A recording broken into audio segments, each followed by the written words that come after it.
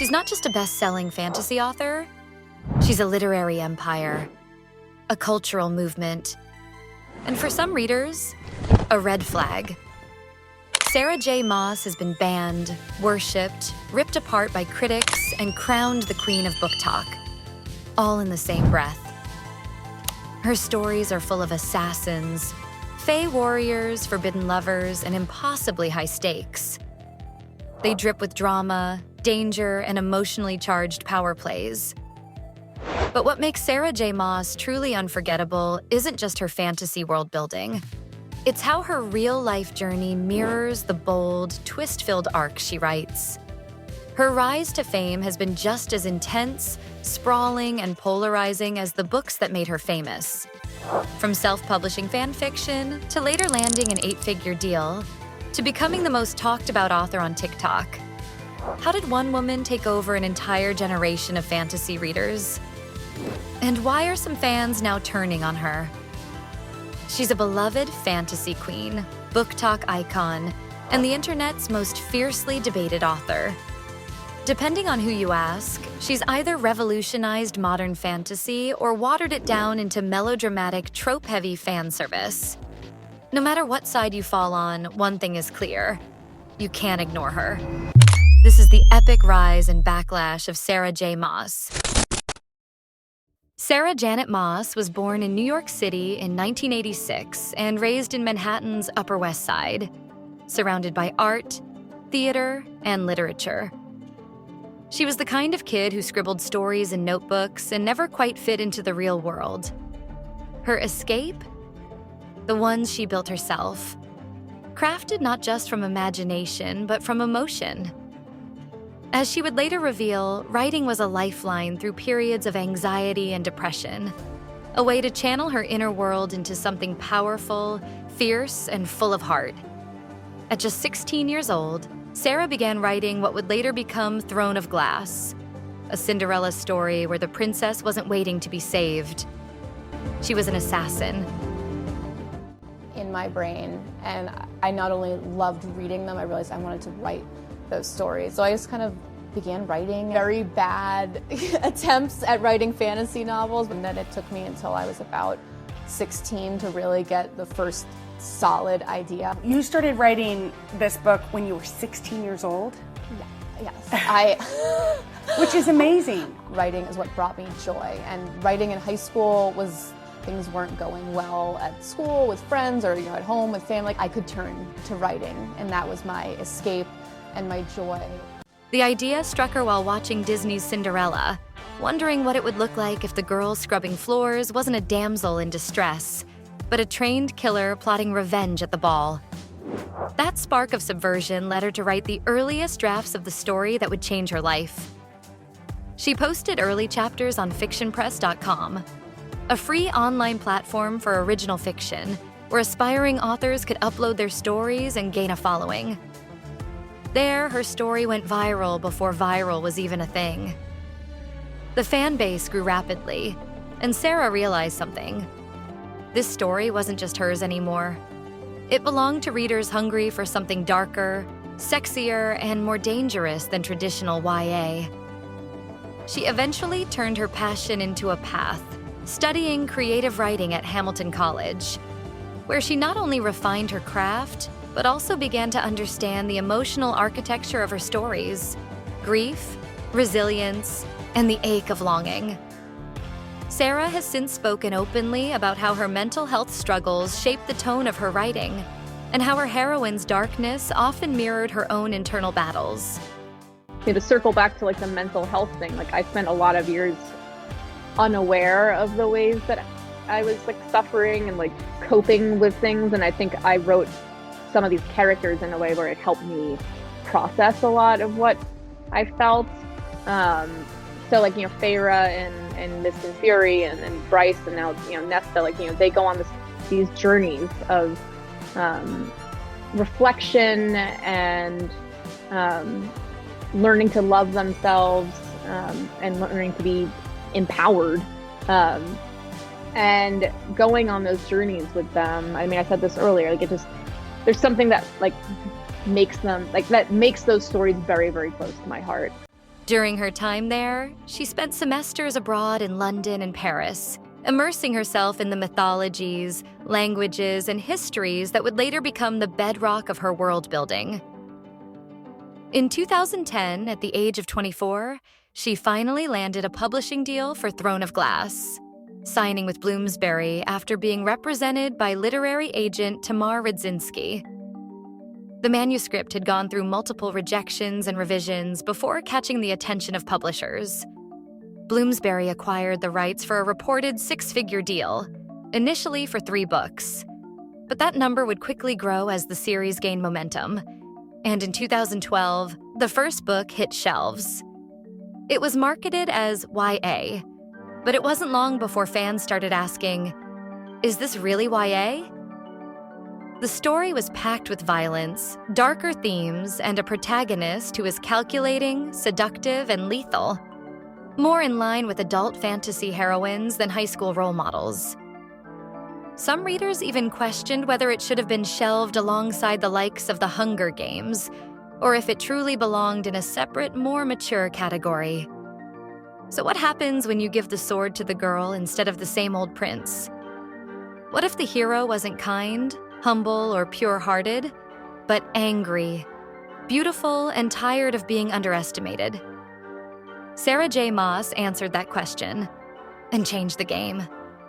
Throne of Glass was the gateway drug for an entire generation of readers. Maas created a world where the female lead wasn't a love-struck wallflower.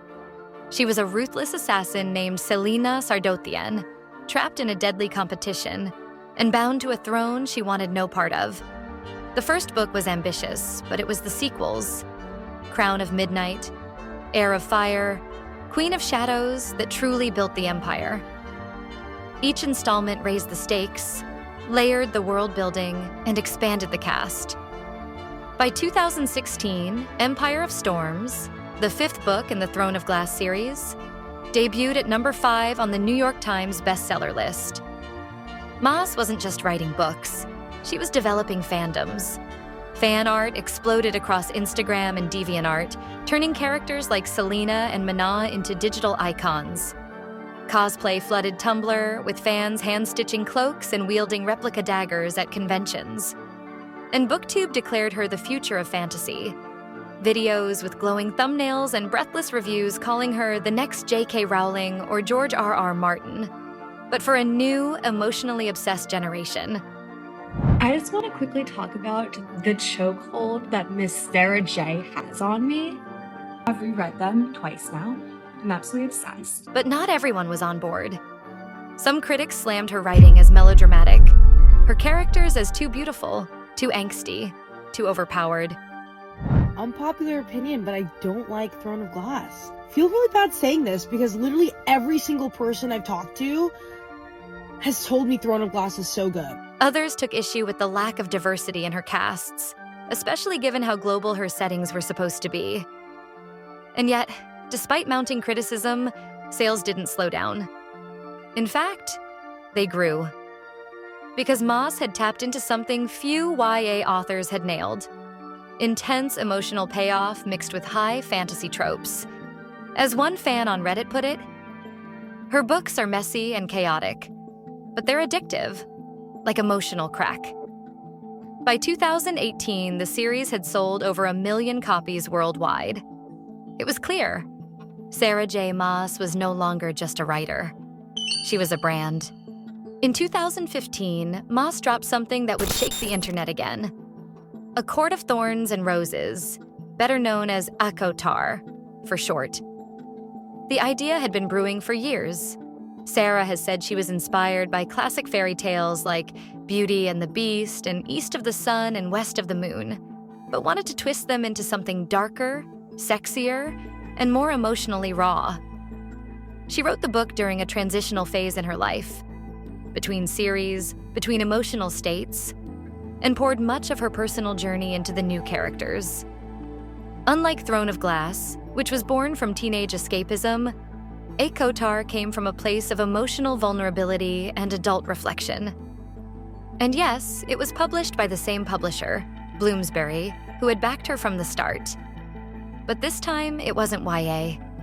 It was her first official leap into the new adult space, one that blended the romantic intensity of adult fiction with the emotional stakes of YA. So it made sense that it was marketed as new adult. It had Fae Lords, high-stakes trials, a Beauty and the Beast premise with brutal twists, and most importantly, it had spice. Readers didn't just read ACOTAR, they devoured it. But it wasn't until 2020, during the pandemic-fueled rise of BookTok, that ACOTAR exploded into something else entirely. Clips of readers sobbing, screaming, clutching their hearts flooded TikTok. Fans debated endlessly. Team Tamlin? Team Rhysand? Was A Court of Mist and Fury the greatest second book of all time? Spoiler alert, for many, the answer was yes. The real turning point was when BookTok creators started ranking her sex scenes like Olympic judges. Suddenly, Maas wasn't just a best-selling author, she was the author. One viral TikTok said, "Sarah J. Maas books ruined all men for me. I blame Rhysand." By 2021, A Court of Silver Flames debuted at #1 on the New York Times list. That same year, Hulu announced it was developing an ACOTAR TV series with Ron Moore, creator of Outlander and Battlestar Galactica, attached as showrunner, signaling a major leap into prestige TV territory for the beloved fantasy series. It was a moment of triumph, but also tension, because while the fandom grew louder, the critiques became sharper. Critics argued her romantic dynamics glorified toxic behavior.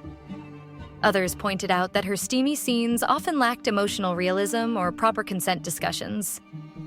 Some longtime fans felt she had sold out, writing increasingly steamy scenes to appeal to TikTok virality rather than deepening her themes. But none of it stopped the machine. ACOTAR had become the fantasy gateway for a new generation. BookTok declared her the queen, and for many, she was the one who started it all. By 2022, a shift was happening. The same readers who had once idolized Sarah J. Maas were now scrutinizing her work under a harsher lens. And for the first time, the criticism started going viral just as quickly as the praise. On TikTok, SJM fatigue became a phrase. Readers said her books were starting to feel formulaic. A traumatized female lead, a morally gray love interest, vague world building around power structures, and a third-act miscommunication to keep the couple apart. On Twitter, a now-viral thread accused her books of featuring copy-paste diversity, including characters of color or queer characters in minor roles, only to kill them off or push them to the background. One tweet read, "Sarah J. Maas writes like someone who knows diversity should be there, but doesn't know what to do with it once it is." Others felt she relied too heavily on trauma as a plot device. Nearly every main character has suffered graphic abuse, assault, or family death. Some readers began asking, are these traumas being explored or exploited? Then came the fan wars. Some BookTok creators began calling out the SJM cult for being toxic, gatekeeping, and dismissive of valid critiques. In one viral video, a creator said, "I loved her books once, but now I feel like if you don't worship every page, you're labeled a hater. It's exhausting." Still, her fan base was far from shrinking. In fact, her 2023 release House of Sky and Breath, from the Crescent City series, pulled in massive pre-orders, topping charts around the world. It was clear, love her or hate her, you were talking about her. By 2023, Sarah J. Maas wasn't just a writer. She was an industry. Her books were topping charts. BookTok was flooded with theories and fan edits, and she was Spotify's most streamed author globally. But behind the scenes, Sarah began to open up about something far more human than any fantasy plot twist: her mental health. In interviews and social posts, she revealed that anxiety, depression, and creative burnout had accompanied her success like a shadow. Writing, she said, wasn't just a job. It was her coping mechanism. "There were days I couldn't get out of bed," she said in one interview. "But writing gave me a reason to try." Fans had long suspected there was more to her stories than just fantasy. Her protagonists, wounded, volatile, craving control, felt too emotionally honest to be made up. Sarah confirmed what many suspected. Her heroines were a reflection of her own survival. She has spoken about experiencing severe anxiety from a young age, the pressures of early success, and the isolating weight of creative expectation. Personal challenges, ranging from bouts of depression to periods of self-doubt, often found their way into her work. And when your every word is being dissected by millions of readers and critics alike, how could she not go through this? From Fair's panic attacks to Bryce's grief, it was all rooted in something real, shaped by moments in her life when she felt powerless and fought to reclaim control. Off the page, Sarah is married to Josh, her college sweetheart, and they have 2 young children together.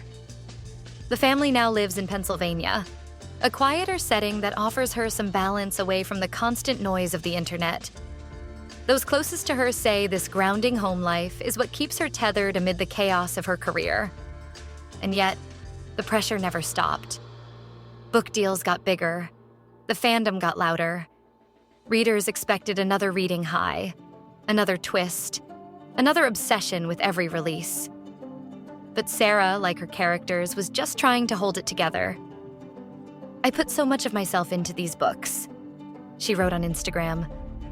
"But sometimes there's not much left over." It begs the question, can you still love the work when it's tied to pain? How much of yourself can you give away before the well runs dry? Coming off the high of her growing empire and an increasingly vocal fandom, 2021 brought a new wave of excitement. Hulu announced a TV adaptation of ACOTAR was in the works, with Outlander's Ron Moore attached as showrunner. It felt like the ultimate fantasy crossover. Steamy court politics meets prestige TV, a chance to see Maas's fake courts come alive on screen. But 3 years later, without warning, the project quietly vanished. By 2024, the ACOTAR series had been shelved indefinitely. There was no formal announcement, just a growing sense of silence. Industry rumors cited creative clashes, budget limitations, and one recurring theme. Sarah Maas wanted more control. She wasn't willing to water down the spice or emotional intensity, one insider claimed. Hulu wanted safe. She wanted real. Fans were torn. Some blamed Hulu for missing a cultural moment. Others criticized Sarah for not compromising. It reignited a larger conversation. How much ownership should authors have over adaptations once a book becomes a franchise? And deeper still, can fantasy stories survive Hollywood translation without being sanitized? On TikTok, BookTube, and Reddit, debates exploded. What actor could ever live up to Rhysand? At one point, online chatter suggested dream casts ranging from Henry Cavill to Ben Barnes for the role, with fans fiercely debating who could capture his mix of elegance, danger, and charm. Would the steamier scenes get censored? Should the story be faithful or reinvented for screen? In the end, the fandom split into 2 camps. Those who believed in Sarah's vision no matter what, and those who feared she was holding the story back. But maybe the real divide wasn't about the show at all. Maybe it was about how deeply people had internalized these characters, and how protective they'd become of something that felt personal. Just when it seemed the ACOTAR backlash might slow her down, Sarah did what she does best, dropped a twist that broke the internet. In 2024, House of Flame and Shadow, the 3rd book in the Crescent City series, revealed a stunning crossover. Her once separate fantasy universes were now intertwined. Bryce Quinlan and Rhysand existed in the same world. A Sarah J. Maas multiverse was born. The response? Chaotic. TikTok reaction videos racked up millions of views overnight.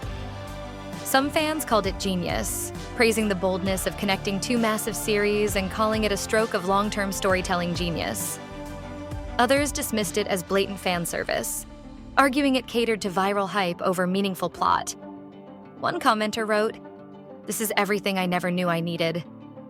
Another countered, "It's clever marketing, not clever writing." But everyone, it seemed, had an opinion. "This is peak fantasy chaos, and I'm obsessed," one creator raved.